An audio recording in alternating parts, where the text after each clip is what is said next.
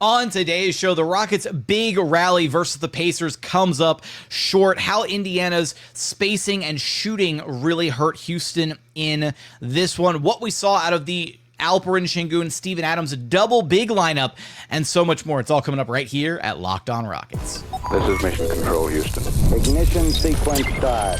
6, 5, 4, 3, 2, 1.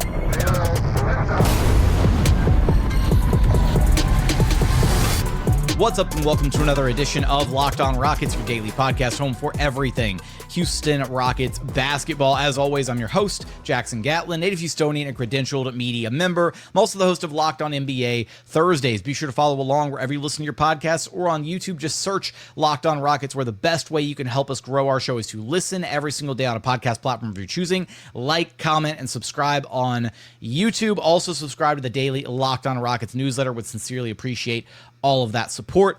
Now, today's episode is brought to you by FanDuel. Right now, new FanDuel customers can get $150 in bonus bets if your first $5 bet wins. Just go to FanDuel.com. And as always, thanks so much for making Locked On Rockets part of your day every single day, whether it's on your way to work, on your lunch break, in the gym. Thank you so much for being an everydayer. And if you're an everydayer, you're probably like, Jackson, this game happened 2 nights ago. Why are we talking about it now? Unfortunately, I was feeling a little under the weather Tuesday evening, so we're talking about it a day late. I apologize for being tardy on this one, but I also thought there was some, even though it was a loss, and losses do stink, I thought there were some interesting dynamics at play in this game that I wanted to talk about. So let's start with, first off, we saw the double big lineup again. First time since seeing it against the Dallas Mavericks, and it looked really good again. And maybe this is something that Ime should entertain going to a little bit more often, in conjunction with the fact that we're seeing Ime flex a little bit of zone defense from this Rockets team. And that was a big part of how the Rockets were able to rally and get themselves back into this game after, a really abysmal first half of defense where they allowed 67 first half points out of the Pacers. They were really able to kind of clamp down in the second half. So I want to talk about the double big lineups, kind of what we saw there. Get into a little bit of what hurt the Rockets the most in this game, which the Pacers' spacing and shooting is just on another level. They were hat tip to Indiana. They were fantastic in this game. But where it really feels like it kind of came down to is the Rockets just didn't have enough offensive juice to get this one over the finish line. They had to expend so much energy and effort to claw back from that 17-point deficit to make it a game, spanning that third quarter into the fourth quarter, the double big lineup run, all that. But, Sengun showed up. Sengun delivered in a big way in this game. 25 points, 12 of 19 shooting, 9 rebounds, 7 assists. Did have 4 turnovers, a couple of those coming in the fourth quarter, and those fourth quarter turnovers are always painful. But even though the Rockets had 6 different players scoring in double figures, the only other player that did it efficiently was Tari Eason. He had 16 points on 7 of 14 shooting, and a couple of those misses from Tari were like tip shot misses, so I don't even really, those probably shouldn't be. I'm not really looking at those as like misses, right? So realistically, Tari was 7 of 12 or 7 of 11. Tari was doing a good job efficiency wise outside of those. He had one singular possession where he tapped the ball up multiple times and missed each and every putback, and it was 3 rebounds and 3 putbacks all missed in a row. But across the board, the Rockets just really struggled offensively in this game. And credit to the Pacers defense. They were doing a solid job. But Jabari Smith Jr., 12 points, 4 of 11 shooting. Thompson, 13 points on 5 of 13 shooting. Dillon Brooks, 13 points on 4 of 16 shooting. And then Jalen Green, only 12 points on 4 of 13 shooting. The Rockets just needed one other player to step up and have a better, if Jalen Green has one of his normal efficiency games, or a good Jalen Green game, Rockets win this one. If Thompson has a more standard Thompson performance, if Dillon Brooks shoots the way that he's been shooting as of late, instead of shooting 2 of 9 from long distance, then the Rockets are in a much better position in this game. That's what it felt like it kind of boiled down to, was just not being able to score enough down the stretch. And how many times we've said that this season? The Rockets only had 19 points in the fourth quarter. They defended well enough to win this game. They held the Pacers to only 48 points in the entire second half after giving up a 37-point second quarter and a 67-point first half. So this was one of those where it just felt like the Rockets just didn't have enough, like they didn't get somebody else to step up down the stretch of this game. And you can also, if you want to, you can point fingers at LP and you can say that he didn't deliver in the fourth. But I would go so far as I would make the argument that, and this is a consistent theme that we've seen since Fred VanVleet has been out due to injury, the Rockets really struggle to get LP the ball in spots where he can be effective, especially in the fourth quarter. And sometimes it boils down to, and this works over the first, 3 quarters, 3.5 quarters or whatever, but in crunch time, in the fourth quarter, when it's winning time, when the going gets tough, you need to be able to get the ball to your star player in a variety of ways. You need to be able to get the ball to LP on the roll. You need to be able to get the ball to him in the short roll. You need to be able to get the ball to him in the dunker spot. You need to be able to get the ball to him on post-ups. You need to be able to let him work from the perimeter. And you need to be able to go to any and all of those options late in the game. Otherwise, it's way too easy for a defense to game plan against LP and try to slow him down, put up a defensive wall, force the ball out of his hands, force turnovers. And that's kind of what happened. He only had 4 shot attempts in the fourth quarter to go along with those couple turnovers. But there were stretches where the Rockets just literally couldn't even get him the basketball in the fourth quarter. And that just flat out can't happen. You can't not be able to get the ball to your star player, especially when he's having the kind of night that he was having against the Pacers. He could have gone off for 30 plus, but he just didn't get enough reps in that fourth quarter to help push the Rockets over the finish line. And again, he didn't have a partner in crime step up to help him, get this game over the finish line, unfortunately. Just struggles across the board for the Rockets offensively outside of what Sengun and Tari Eason were able to do in this one. And on the Pacers side of things, I just want to highlight really quickly, defensively, the Rockets had no answer for Tyrese Haliburton. He was carving up the Rockets defense all game long.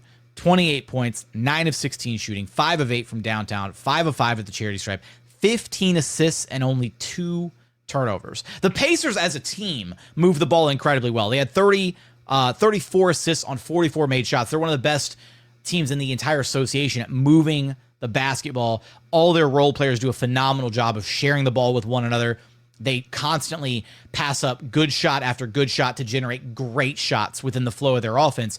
However, a big part of that was also just Tyrese Haliburton and him being so surgical in how he was dissecting the Rockets defense, in particular with the issues that the Rockets were dealing with. And we've seen this before.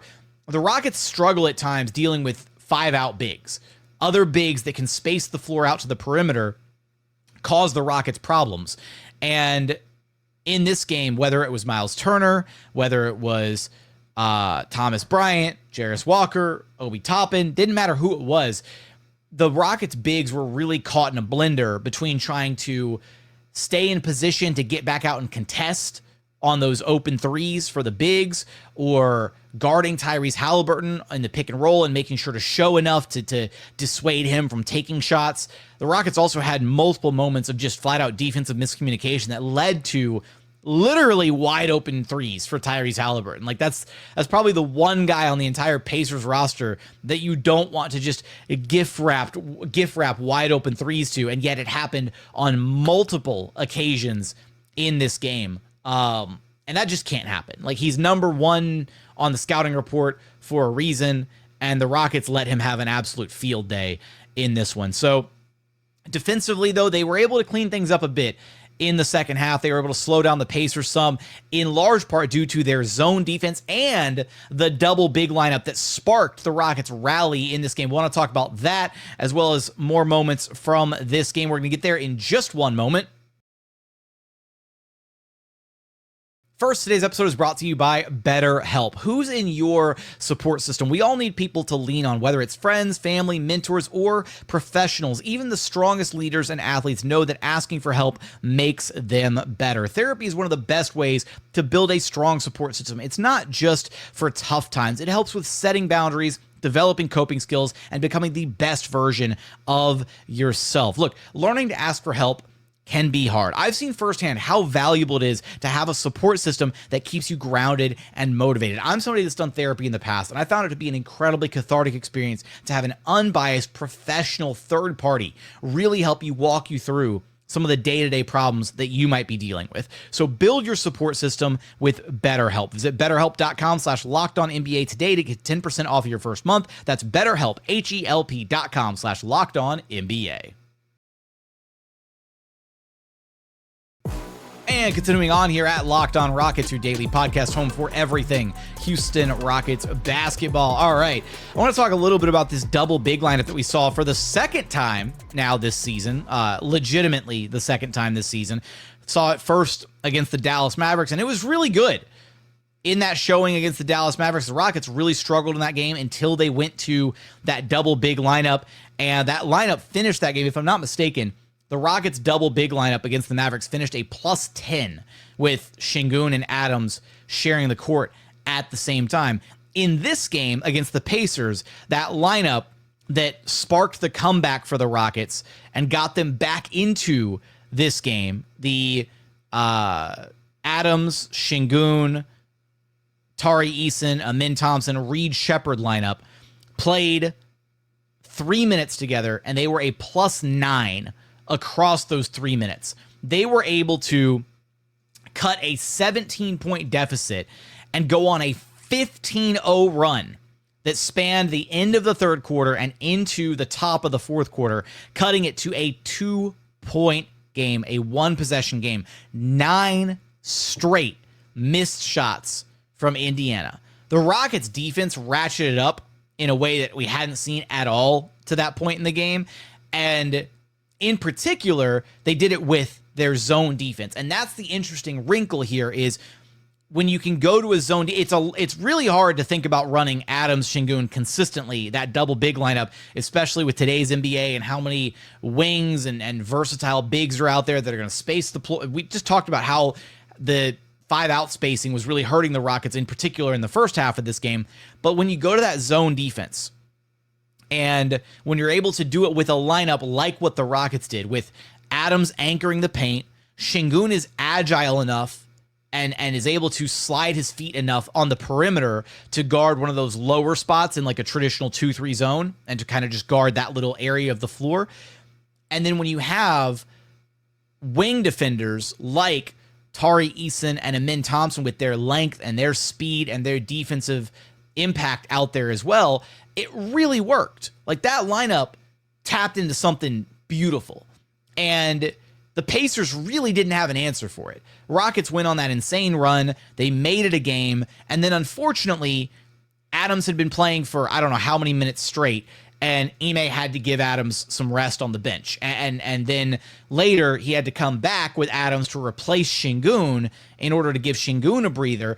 And it sucked because it was one of those things where you would have loved to see the Rockets stick with that momentum a little bit. I also thought the mistake technically we saw like a triple big lineup because Ime opted to bring Jabari Smith Jr. back in the game for Reed Sheppard. And I don't know if that was necessary. I don't want to say it was the wrong move, but the Rockets immediately after Reed went out of the game, they had a couple turnovers on the next, out of the next few offensive possessions at the top of the fourth quarter. And it felt like maybe not having, I know Thompson has grown considerably and has been a really great ball handler and offensive initiator for this team, but it almost felt like not having a legitimate guard out there, or not having Reed Sheppard out there to try and like help take care of the basketball and provide some floor spacing and handle the rock a little bit was maybe, I don't want to say an oversight, but I don't know. Look, the run was fantastic, and the Rockets really that lineup breathed new life into this Rockets team. And a big part of it was, one, the Rockets were able to play a very different style with the double bigs out there and leaning into the zone defense. And all 5 of those guys during that run, they were reinvigorated. They were playing hard. They were closing out and running guys off 3-point line. They were forcing the Pacers into some ridiculously tough contested looks. They were also conceding like decent wide open looks to the right players. Like, they forced TJ McConnell into a missed 3. They forced a couple other missed shots from the perimeter. Like, it was a really solid stretch of basketball, and something that hopefully this Rockets team can revisit and go to more often, because again, when you're running just one, and there's also nothing to say, the Rockets can play zone without having the double big lineup out there. They don't have to go double big in order to play zone.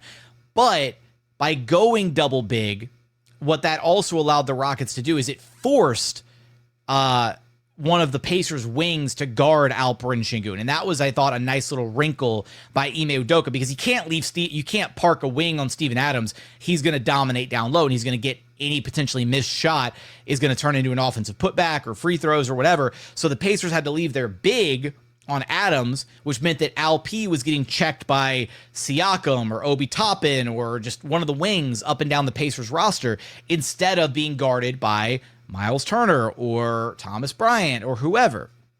And that helped Alp a lot in that third quarter in particular, when the Rockets went on a majority of that run. So I'm disappointed that Ime didn't try to go back to it, or didn't find a way to stagger the minutes between Alp and Adams so that he could try to come back with it and close. And then unfortunately, because Ime went with the double big lineup for so long, when he did eventually go back to his usual guys, like in particular when he went back to Jalen Green, it felt like Jalen was cold at that point.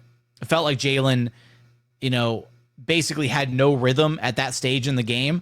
And you look at the sheer box score impact here. I mentioned that, Alp just didn't have enough help in this game, but Alp finished a -2 in his 35 minutes played. On the other side of things, unfortunately, Jalen Green finished a team worst -22 in his minutes played. So the Rockets really struggled in the minutes where Jalen was on the court in this one. And because he never really caught a rhythm, by the time it was the fourth quarter and they needed him to step up, he didn't have it. He wasn't in rhythm. He hadn't been in rhythm all game. Credit to the Pacers defenders, right? They did a good job slowing him down, but this was also,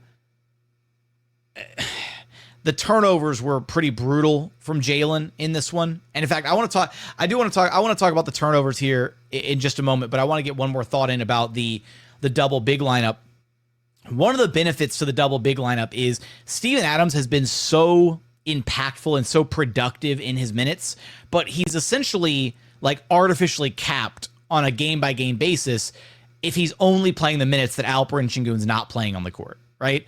If Alp's playing 35, 40 minutes a night, that means you're only getting 8 to, 12, maybe 15 minutes out of Steven Adams in a given game. So in order to maximize the potential of Steven Adams, and again, this is all, if the Rockets are able to be competent with their zone defense, and if they're confident in their ability to perform with that on a night-to-night basis, then hopefully this is something that we see Ime go back to a little bit more consistently, because I do think it provides a mismatch advantage for Alperen Sengun on the offensive side of the floor, where, especially in a matchup where maybe he goes up against a more defensive-minded big, or a big that is able to get the better of him occasionally. Like, hey, Miles, give a lot of credit to Miles Turner. Even though Alp had a strong game, Miles Turner had some possessions defensively where he got the better of Sengun. He blocked him a couple times at the rim, drew an offensive foul at one point. Miles Turner did about as good a job as you can hope to try and do containing Sengun when so many bigs struggle and get in foul trouble. And Miles Turner was in foul trouble early in this game. Miles Turner was in foul trouble at various points in this game trying to guard Alperen Sengun, but got the last laugh at the end of the day. So if you go with Adams, then it forces the opposing team to put their big on Adams and then finding other ways to try and guard Sengun. Or they keep their big on Sengun, and then Adams has the offensive, or has the mismatch on, potential offensive rebounds or putbacks around the rim. Or hell, you can just post up Adams too. He's more than capable of posting up a smaller player if defenses are going to disrespect him in that way. So I really like the dynamic of this double big lineup. I remember going all the way back to Rockets training camp thinking, hey, this double big lineup, maybe I thought it was going to be contingent on if Alperen Sengun was able to elevate his outside shooting and get that three ball to a more consistent place. But it can still work even if Sengun isn't shooting the ball particularly well from beyond the arc. The double big lineup, predicated on whether or not the Rockets can keep that zone defense consistent, I think has a lot of merit, and hopefully it's something that we see the Rockets go back to and try to fine-tune heading into this postseason, because I think, it would allow Steven Adams to get more than his kind of artificial cap of like 15 or so minutes a night, and Adams has been so impactful in his minutes, he deserves more if he can handle more. And if you could get Adams up to 20 or 25 minutes a night by pairing him with Alperen Sengun a little bit throughout the game in certain matchups against certain opponents, I think that could go a really, really long way for this team. Coming up, I want to talk about some of the issues with the Jalen Green turnovers in this game. Also, Reed Sheppard earning back his rotation spot after his breakout performance the other night against the Thunder, and final thoughts from this one. We're going to get there in just one moment. First, today's episode is brought to you by FanDuel. When the game tips off, the NBA action is just getting started, and there's no better place to get in on it than FanDuel, America's #1 sportsbook. With FanDuel, you can place live bets throughout the game, so even if you miss the opening tip-off or want to bet on a fourth quarter comeback, you can stay in the action. And if you're looking for a bigger payout, you can even combine your live bets into a same-game parlay. Using FanDuel's live betting feature is awesome because it keeps every moment of the game exciting. Whether you're backing your team for a late-game rally or picking a player to hit a clutch three-pointer, you never feel like you missed your chance. Plus, the app is so easy to use, and when you win, you get paid instantly. Right now, new FanDuel customers can get $150 in bonus bets if your first $5 bet wins. Just go to FanDuel.com to join today. That's FanDuel.com for your shot at $150 in bonus bets. Make every moment more with FanDuel, the official sports betting partner of the NBA. And final segment here at Locked On Rockets, your daily podcast, home for everything Houston Rockets basketball. All right, let's get to final thoughts from this 115-102 loss for the Rockets. Their 8th straight loss on the road. This Rockets team has just plummeted with their ability to play on the road. They gotta break the streak at some point, and hopefully they'll be able to do it Thursday night against a still injury-ravaged and decimated Pelicans team. Although, with the way this team has been playing as of late, it would not shock me if the Rockets just completely drop the ball against the Pels too. Honestly, and still no Fred VanVleet, who is out for the Pelicans game as well, unfortunately. But Jalen Green in this game, it's tough because Jalen has grown considerably this season and has done an admirable job. Like he's leveled things out. He's become a much more consistent offensive option, and now he's suddenly being asked to be a lead guard, in the absence of Fred VanVleet, and that may never really be Jalen's ideal role in the NBA. And a big part of what makes me say that is sometimes the turnovers that Jalen Green has are concerning. They're flat out concerning. There's a difference, I feel like, between good turnovers and bad turnovers. For example, here's some good turnovers, right? Like if you drive the ball and the defense collapse on you and you get, double or triple teamed or whatever, things like that. Or if you're driving and you're getting hit, hacked at the rim and no foul call, and it counts as a turnover or whatever, not a missed shot, things like that. Or if you're trying to thread the needle in transition, or you try to make a play for a teammate and the pass is a second early or a second too late, or you had the right idea and the execution was a little bit off.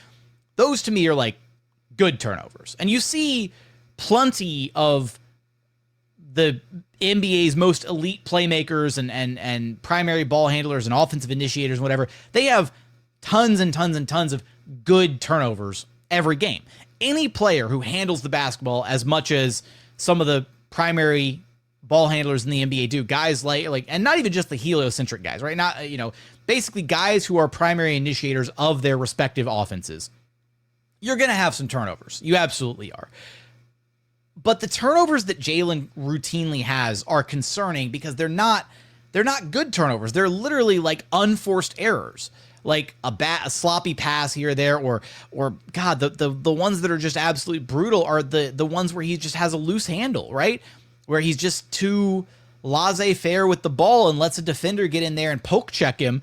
And you got to, like, it's just, there's no excuses with it. You got to take better care of the basketball. And we've talked about Jalen's handle for what feels like ever, where for him to truly reach like an echelon of like elite perimeter player, given the fact that he doesn't have the size, the strength of some other guys at his position or playing on the wing as a primary initiator for the offense, he's going to have to rely on his pace of play, his speed, his athleticism, his craftiness, and his ball handling. He's very much in that mold, similar to a Ja Morant, or to a lesser degree, because Shea is like sneaky strong the way that he's able to like body guys off of him with that little shoulder dip that he does and drawing the foul. And Shea's also a little bit bigger than Jalen, unfortunately, both strength-wise, height-wise, length, all that. But for Jalen to really like reach his upper tier outcome, like, he's gonna have to refine the handle. He's gonna have to tighten things up, and a big part of that comes with not turning the ball over the way that he did in this game against the Pacers. Of his 5 turnovers, it very much felt like at least 3 of them, maybe 4 of them, were completely unforced, that had no business even existing as far as turnovers are concerned. And I can already hear the double standard, and I hear the Jalen stands, and they're going to say, you're a hater, this, that, and the other thing. Why don't you talk about Alp's 4 turnovers? Alp shouldn't have the turnovers either. Like, we've talked, I don't know how many different times I've mentioned this season that Alp absolutely needs to be better at reading where the double and triple teams are coming from. And there's way too many times where he's indecisive with the ball or can't find his outlet pass in time, and he turns the ball over or draws an offensive foul or gets a charge call on him or whatever. Like, those are absolutely areas that they both need to grow in. But again, I think there's a very distinct difference between a defense collapsing on a player and sending 2 or 3 guys to the ball and trapping the guy who has the basketball and forcing a turnover that way, versus some of the unforced errors that we saw from Jalen Green in this game. And look, again, I'm not trying to take anything away from him, because he's grown so much this season, and he's become a much better decision maker and lead ball handler in the absence of Fred VanVleet by necessity. He and Amin Thompson both have done an admirable job kind of trying to steady the ship a little bit without Fred. But that's going to be that's going to be one of the big barriers for Jalen's success, is can he get to a place where he is more reliable with taking care of the basketball, especially down the stretch, especially in crunch time situations. It feels like we've talked about, there have been a lot of moments this season where Jalen has performed well in crunch time this season. He's one of the best crunch time scorers in the entire association this year. And generally when the Rockets need a bucket late, Jalen Green has been good for that. He's one of the few guys on the roster who can generate his own looks whenever he wants. And with that comes a level of attention and always having the opposing team's best defender guarding you and all these different, dynamics at play. But he's got to clean up the turnovers. And this was a game where those 5 turnovers may not have been the number one reason for this Rockets loss, but they certainly didn't help things. And it certainly didn't help Jalen Green trying to establish a rhythm for himself when he kept coughing the ball up. So definitely something that needs to be cleaned up and worked on moving forward. I also want to point out here that Reed Sheppard, I'm happy that Ime Udoka has given Reed Sheppard another look at the rotation after that career night against the Thunder. In large part because kind of like this kind of, dovetails or it's a good segue off the Jalen Green turnover situation, but the Rockets really don't, like, they literally do not have a player that can do what Fred VanVleet does on the roster.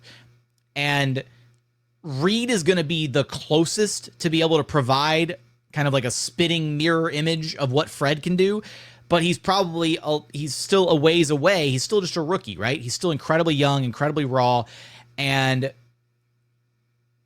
the sooner that the Rockets are able to start, or as the Rockets are able to start making some headway on figuring out where Reed is going to be in his development, what he can ultimately turn into, do they think that Reed can really be a true Fred VanVleet replacement?